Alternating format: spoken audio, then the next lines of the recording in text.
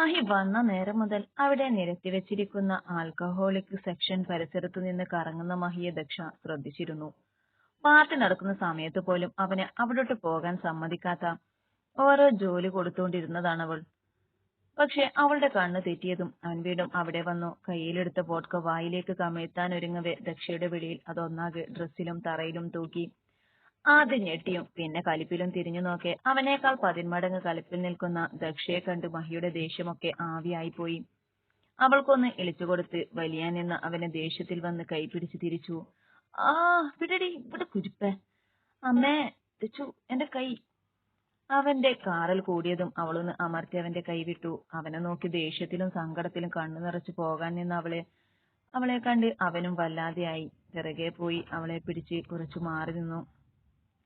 ദച്ചു, സോറിടാ, സത്യമായിട്ടും സോറി ഡാ. ദച്ചു, വിട് മഹി, കൈയെടുക്ക്. എന്റെ മുത്തല്ലേടാ, പ്ലീസ്, സത്യമായിട്ടും ഇനി കുടിക്കില്ല. ഞാനാണേ സത്യം. നിഷ്കുഭാവത്തിൽ അതും പറഞ്ഞ് മഹി കണ്ണു ചിമ്മി കാണിച്ചു. ഇനി കുടിക്കില്ലല്ലോ. അവളുടെ ചോദ്യത്തിന് കുറച്ചു നിമിഷം ആലോചിച്ച് ഇല്ലെന്ന് പറഞ്ഞു. എന്നാ സത്യം ചെയ്. നിന്നെ തൊട്ടല്ല, എന്നെ തൊട്ട്.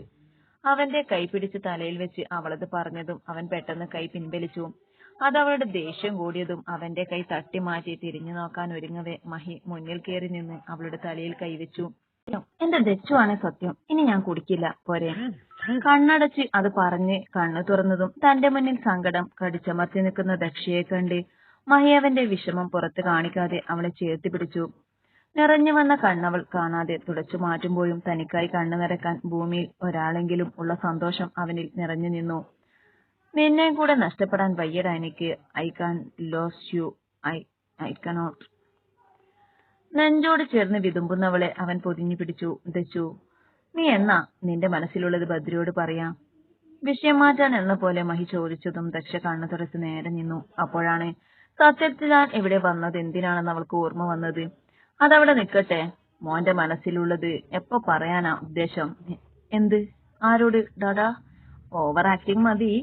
നിനക്ക് ആ ശിവയുടെ കൂട്ടുകാരി അല്യ ഇഷ്ടമാണെന്നും അവളെ കാണാൻ വേണ്ടിയാണ് മോനെന്നും രാവിലെയും വൈകിട്ടും എന്നെ കൊണ്ട് വിടുന്നതെന്നും ആരും അറിയാതെ അവളുടെ ഡീറ്റെയിൽസ് ഒക്കെ അന്വേഷിക്കുന്നതൊക്കെ എനിക്കറിയാം. സോ മോന് കൂടുതൽ ഉരുളണ്ട. അവൾ പറഞ്ഞതിനൊന്ന് വെളുക്കനെ ഇളിച്ചു കൊടുത്തവൻ അവളുടെ അതേപോലെ ചിരിച്ചതും അവൻ മുഖം തിരിച്ചു. തന്റെ ജീവിതത്തിൽ വന്ന് അവളും കഷ്ടപ്പെടുന്നത് അവൻ ഇഷ്ടപ്പെട്ടിരുന്നില്ല. ദക്ഷയോടിത് പറഞ്ഞാൽ അതിനെന്തെങ്കിലും അവൾ പറയുമെന്നുള്ളത് കൊണ്ട് അവളെ ഒന്ന് നോക്കി മഹി അവിടുന്ന് നടന്നു. തിരിഞ്ഞു നടക്കുമ്പോൾ അല്ലിയിൽ കണ്ണുടക്കിയെങ്കിലും തനിക്ക് വിധിച്ചവളല്ല എന്ന് മനസ്സിനെ പഠിപ്പിച്ച് അവൻ നോട്ടം മാറ്റി. പെട്ടെന്നൊന്നും പറയാതെ തിരിഞ്ഞു പോകുന്ന മഹിയെ നോക്കി നിന്നു. Hello everyone.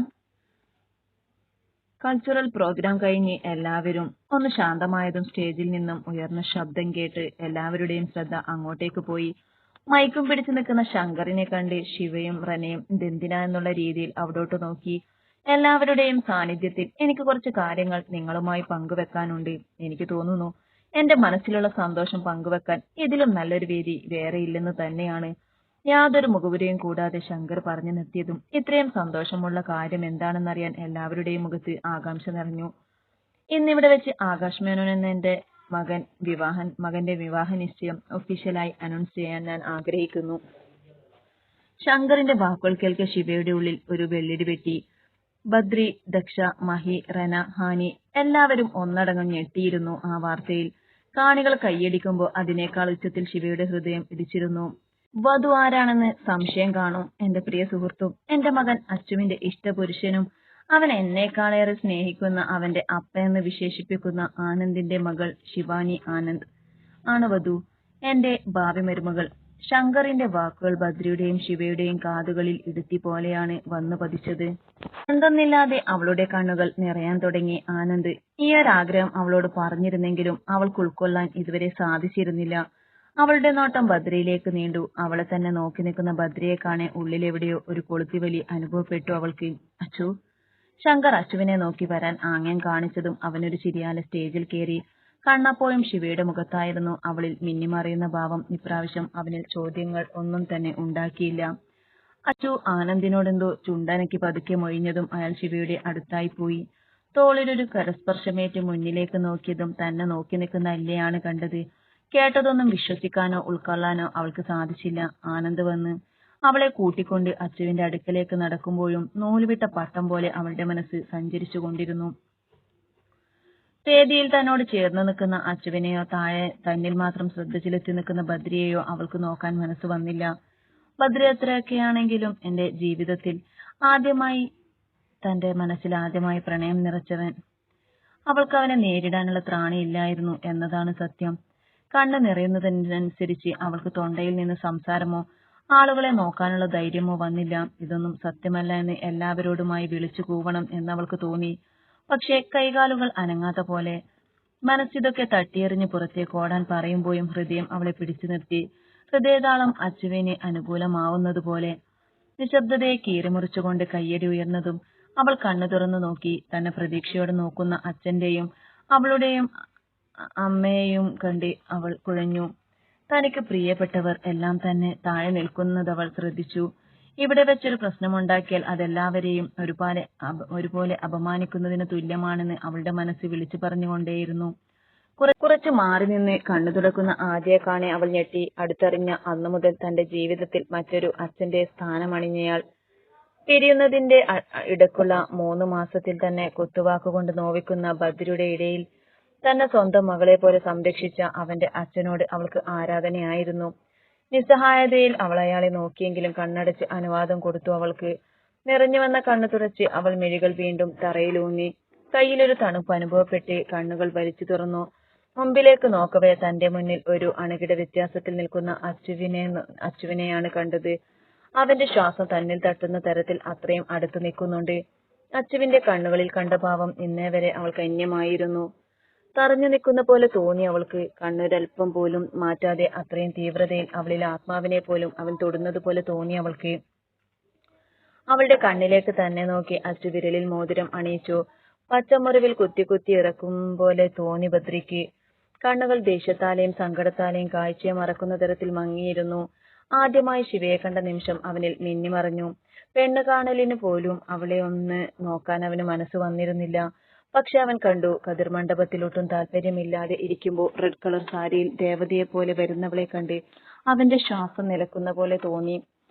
അഗ്നിയെ സാക്ഷിയാക്കി താലി കെട്ടുമ്പോൾ കണ്ണുകളടച്ചവൾ തന്റെ താലി സ്വീകരിക്കുമ്പോൾ അവന്റെ കണ്ണ് അവളിൽ ഓടി നടന്നു. ആദ്യമായി തന്റെ ഹൃദയം കവർന്നവൾ.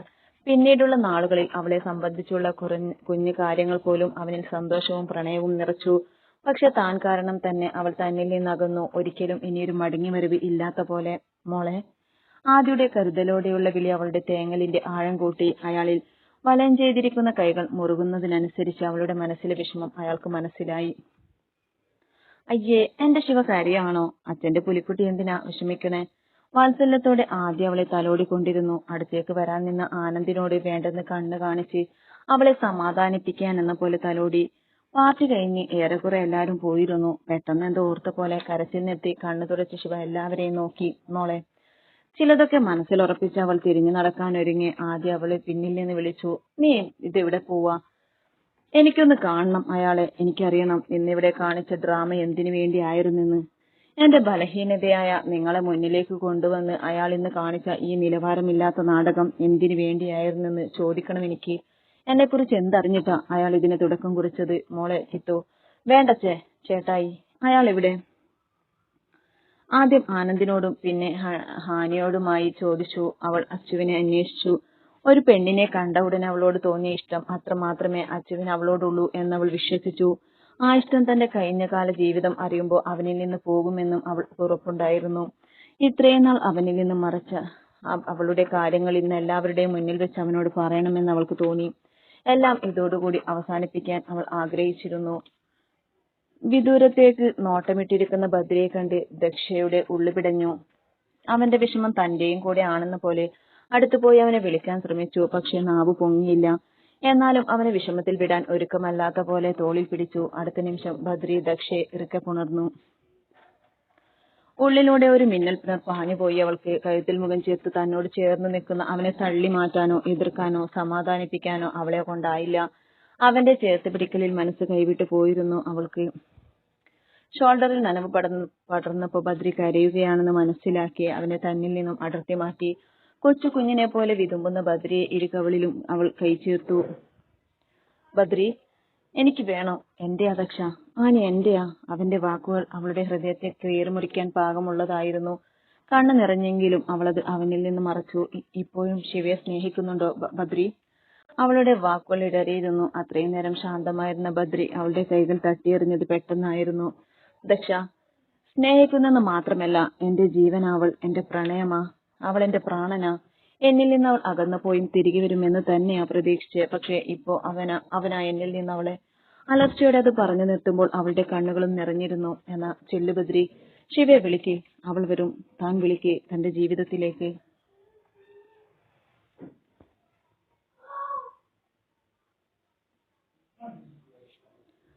തൊണ്ടയിൽ നിന്ന് പാടുപെട്ട് അത്രയും പറഞ്ഞൊപ്പിച്ച് ദക്ഷ പറഞ്ഞതും ബദ്രി അവളെ ഒരു പ്രതീക്ഷയോടെ നോക്കി. അവന്റെ കണ്ണിൽ കണ്ട തിളക്കം നിർവചിക്കാൻ ആവാത്തതായിരുന്നു. സന്തോഷത്തോടെ കണ്ണും തുടച്ച് പുറത്തേക്കിറങ്ങുന്ന അവനെ കാണെ അവൾ ഒരു തളർച്ചയോടെ അവിടെയിരുന്നു. വല്ലാത്തൊരു വീർപ്പുമുട്ടൽ അനുഭവപ്പെട്ടു. അടുത്തൊരു സാന്നിധ്യം മനസ്സിലാക്കി അവൾ അവന്റെ നെഞ്ചിലേക്ക് ചാഞ്ഞു. മഹി അവളെ ചേർത്ത് പിടിച്ചതല്ലാതെ ഒന്നും വേണ്ടിയില്ല. അവന്റെ ഇഷ്ടം ശിവയാണെന്ന് കഷ്ടപ്പെട്ട് മനസ്സിലാക്കാൻ തയ്യാറെടുക്കുന്ന പോലെ അവൾ കണ്ണുകൾ അമർത്തി തുടച്ചു. എനിക്ക് നിന്നോടല്ല, അവളോടാണ് സംസാരിക്കാനുള്ളത്. ശിവക്കു മുന്നിലായി മറ പോലെ നിന്ന അച്ചുവിന്റെ നെഞ്ചിൽ പിടിച്ചു തള്ളി ബദ്രി പറഞ്ഞതും അച്ചു അവനെ തുറച്ചു നോക്കി. വീണ്ടും അവളുടെ അടുക്കെ പോവാൻ നിന്ന ബദ്രിയെ ഒന്ന് തട്ടിമാറ്റി. ശിവയുടെ അടുത്തേക്ക് പോയി അവളെ അവനോട് ചേർത്തു നിർത്തി. അവളുടെ അരയിൽ അവന്റെ കൈ മുറുകിയതും ഒരു പിടച്ചിലോടെ അവനെ തട്ടിമാറ്റാൻ അവൾ ശ്രമിച്ചുകൊണ്ടിരുന്നു. അതിന് പറ്റില്ല ബദ്രിനാഥ്. കാരണം ഇവളിപ്പോ ബദ്രിനാഥിന്റെ ഭാര്യ ശിവഭദ്രിയല്ല, ആകാശിന്റെ ഫിയാൻസി ശിവാനി ആനന്ദാണ്. ഇവളെ വേദനിപ്പിക്കുന്ന തരത്തിൽ ഒരു നോട്ടം പോലും ഇവൾക്ക് നേരെ വീഴാൻ ഈ ആകാശ് അനുവദിക്കില്ല.